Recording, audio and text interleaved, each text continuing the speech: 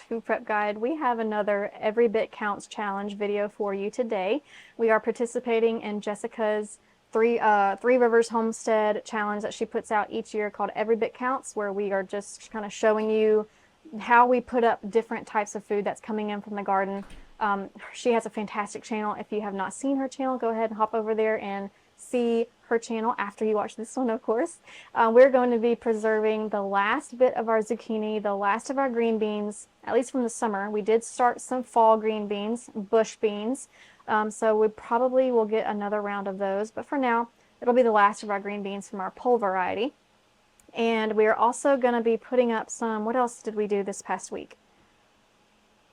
Oh, I can't remember, but you're about to see it. So let's just go ahead and hop into it. By the way, if you would like help building your food storage, scroll down to the description box of this video and click this link for our free 1-year food storage plan. We calculated a year's supply of food for one person, then broke that data down into a week-by-week list of items to build your pantry on a budget. We'll send it straight to your inbox. If you're new here, we invite you to subscribe and hit the notification bell so you don't miss all of our upcoming food preservation, pantry storage, and gardening tutorials. Now back to the kitchen. We are wrapping up the last of our zucchini this year, and I'm just going to go ahead and freeze the rest that come in because we have plenty of our canned mock pineapple on the shelf. We also have plenty of our dehydrated mock pineapple chunks and just different fruit flavor chunks. If y'all missed those videos, they will be linked in the description box below. That is my favorite way to put up this zucchini, is those two ways that I just mentioned. But freezing is a great option as well for things like zucchini bread and fritters and things like that. So I like to peel my zucchini. That's just personal preference. You don't have to peel the zucchini before freezing. But I peel it and then I run it through this shredder slicer thing. I absolutely love this thing.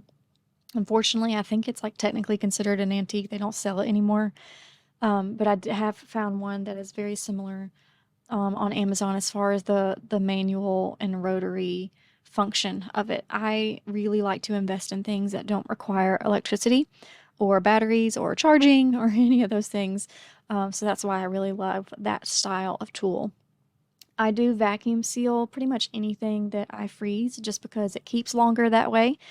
So I'm just making my bag here and getting that sealed up in preparation for freezing. I usually freeze in 2-cup increments because 2 cups of shredded zucchini is usually what I need for either zucchini bread or zucchini muffins.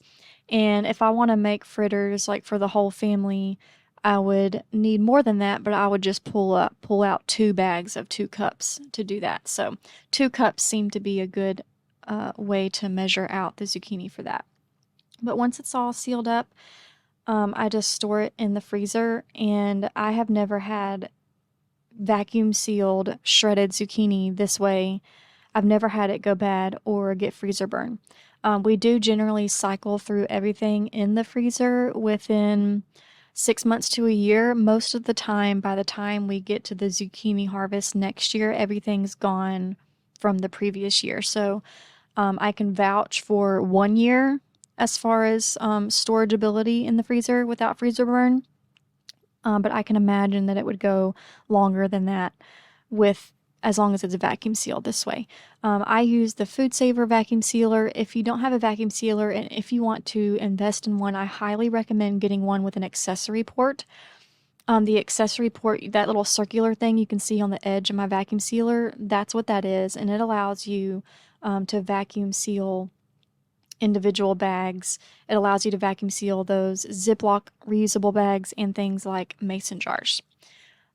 So next is, what is this? I forgot. Oh yes, pickled peppers. Yay, pickled peppers. I'm excited because I've never had pickled peppers before this year. And we've had a bumper crop of peppers this year, so I decided to try pickled peppers, and I am kicking myself for never trying them before. They are delicious.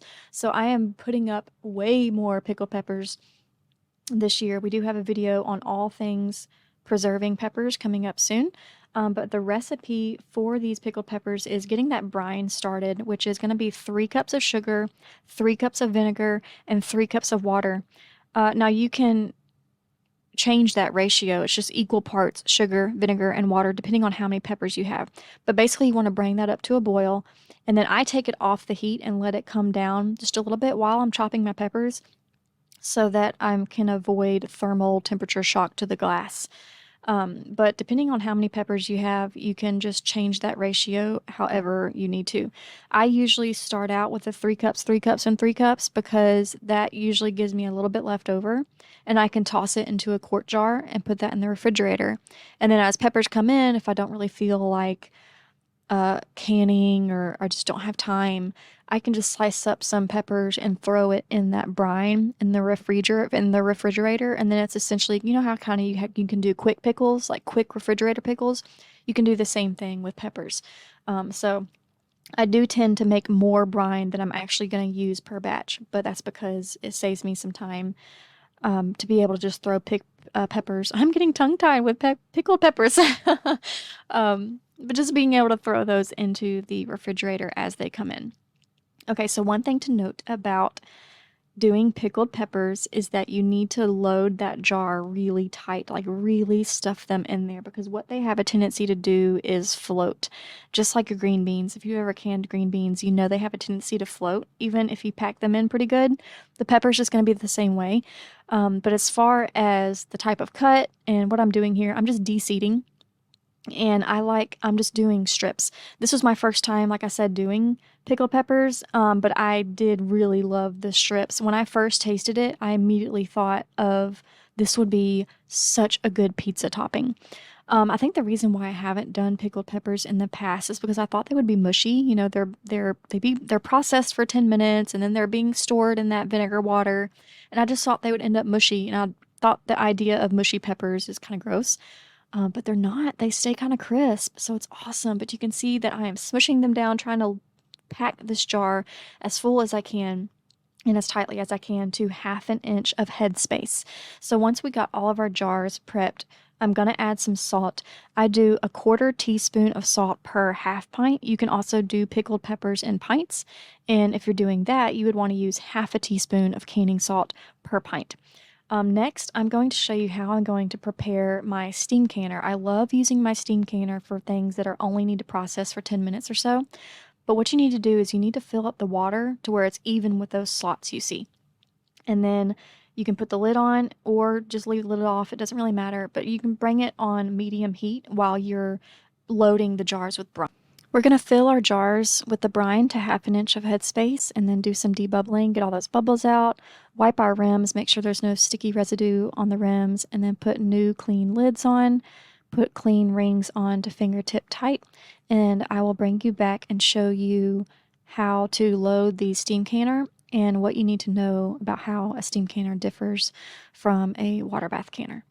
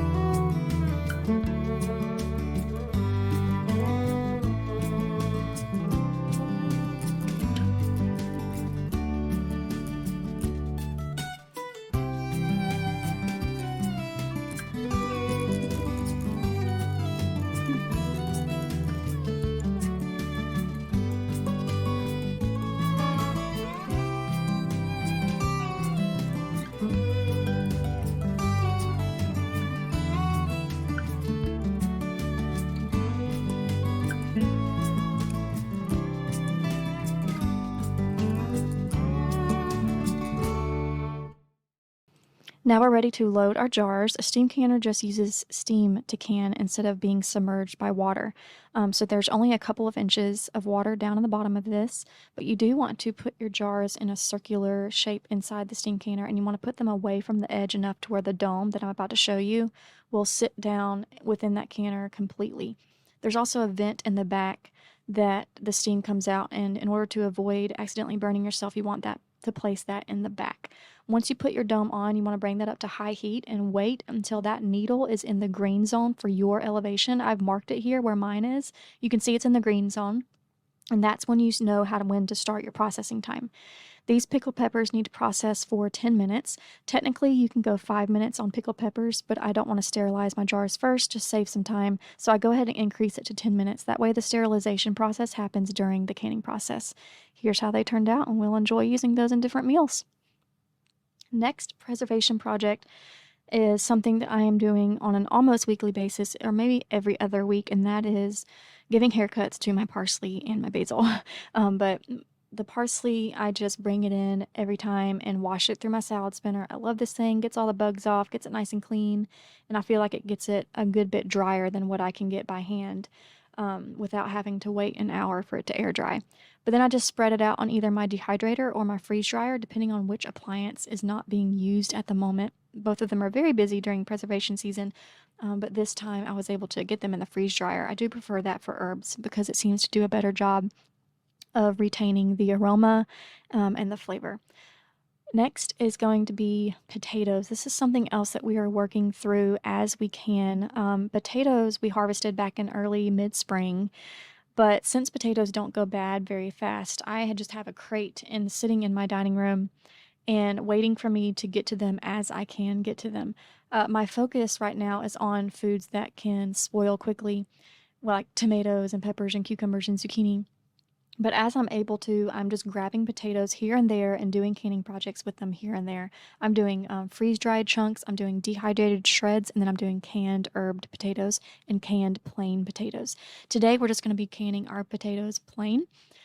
So I just wanted to mention that you do need to peel your potatoes before canning, and since potatoes are low acid, we do need to pressure can those. When you are canning potatoes, if you already have very small baby-sized potatoes, you can can them whole.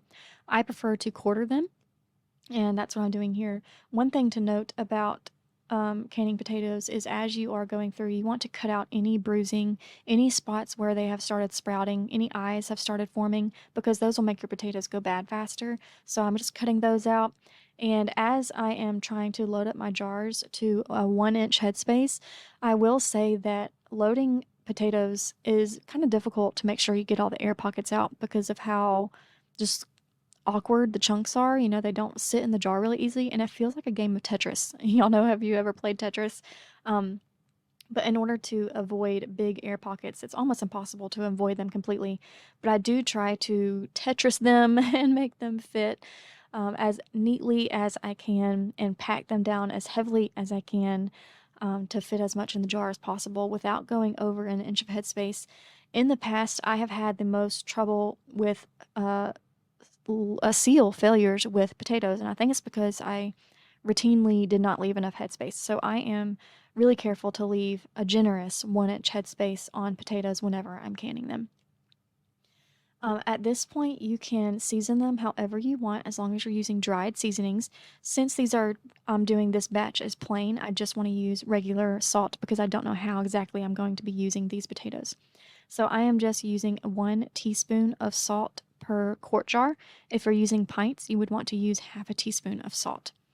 Next, we are topping it off with brine. You can see here I'm using, this was an onion broth. I love, love, love, love canning my potatoes in broths instead of water. It just adds so much flavor. You do normally want to bring that brine up to a boil, but this was jars that I have already canned previously in the past. So they have already been boiled, they have already been canned, they are nice and sterile, sanitized.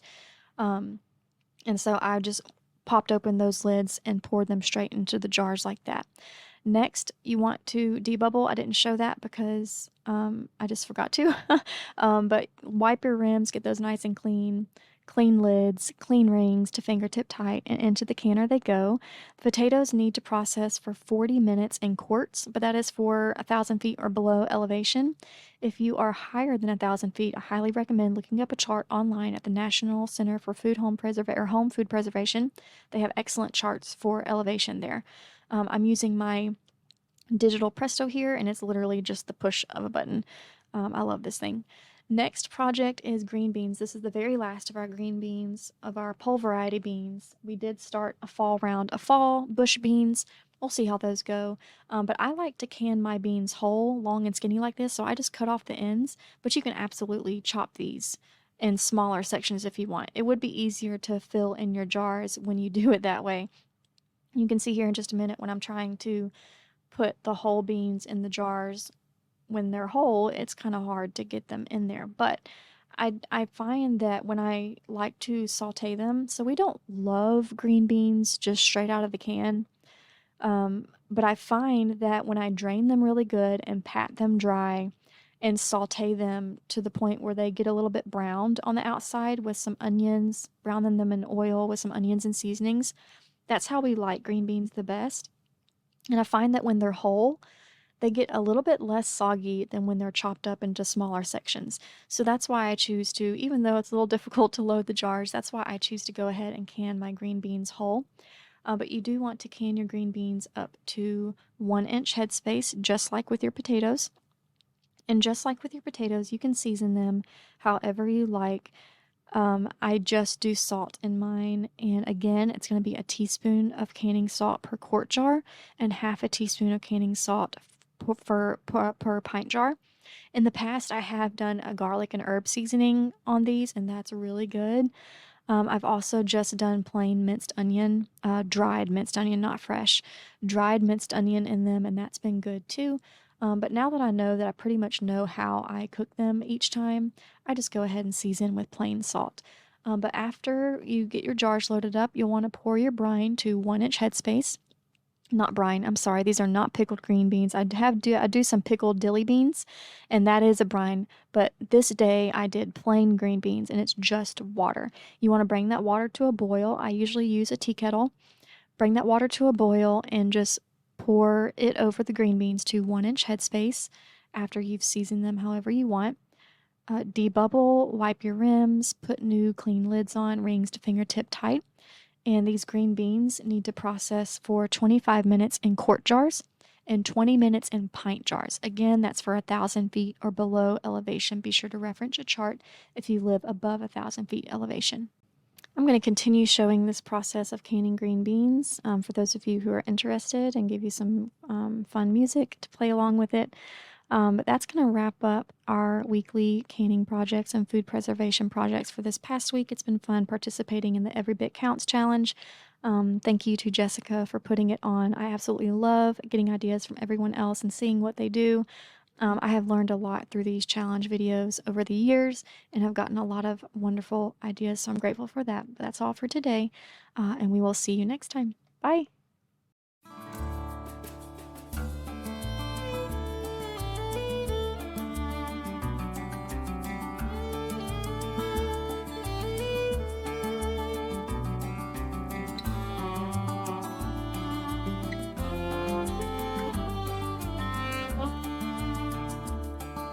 Well,